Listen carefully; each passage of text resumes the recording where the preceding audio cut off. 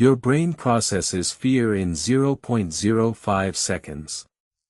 And the discovery I will share at the end of this is the one most psychologists never discuss publicly.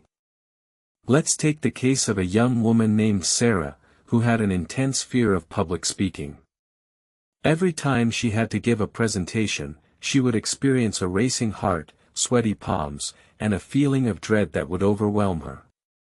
But what was driving this fear? Was it the fear of failure, the fear of rejection, or something deeper? As we explore the psychology of fear, we'll see how it can control our decisions and behavior in subtle yet powerful ways. For instance, fear can lead us to avoid certain situations or activities, even if they're essential for our growth and well-being.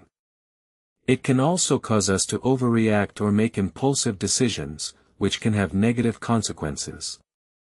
The next pattern is the one that keeps the most intelligent people trapped.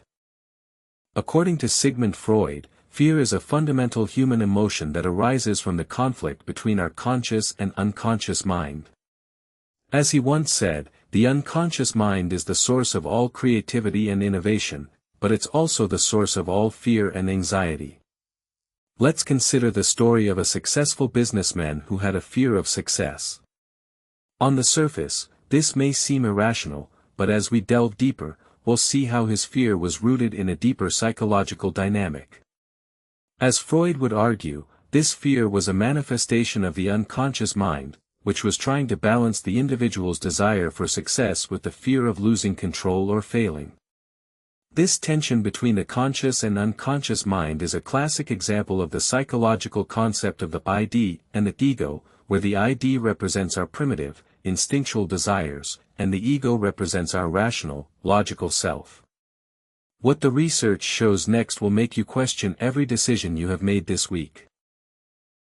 One of the most fascinating aspects of fear is its ability to shape our perceptions and behaviors in subtle yet profound ways.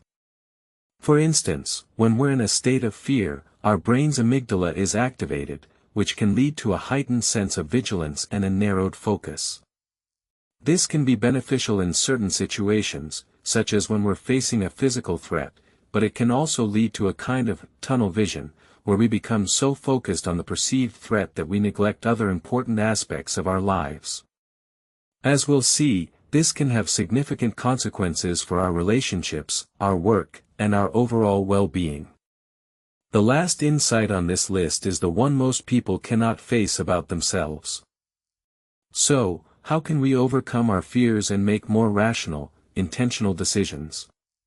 According to Freud, the key is to develop a greater awareness of our unconscious mind and its role in shaping our behaviors and emotions.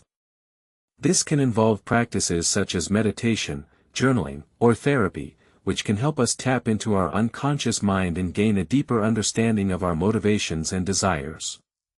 By developing this awareness, we can begin to break free from the grip of fear and make more conscious, intentional choices that align with our values and goals. As we'll see, this can lead to a more authentic, fulfilling life, where we're no longer controlled by our fears, but rather, we're guided by our values and aspirations. In conclusion, the psychology of fear is a complex and multifaceted field that has the power to control every decision we make. By understanding the role of fear in our lives and developing a greater awareness of our unconscious mind, we can break free from its grip and live a more authentic, intentional life. As Freud once said, the goal of psychoanalysis is to make the unconscious conscious, to make the patient aware of the repressed thoughts and feelings that are underlying their symptoms.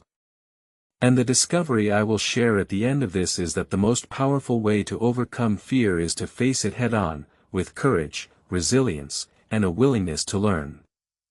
Thanks for watching, and don't forget to subscribe for more videos on mind psychology and personal growth. If this video helped you understand yourself or someone around you better, subscribe. New psychology insights every single day.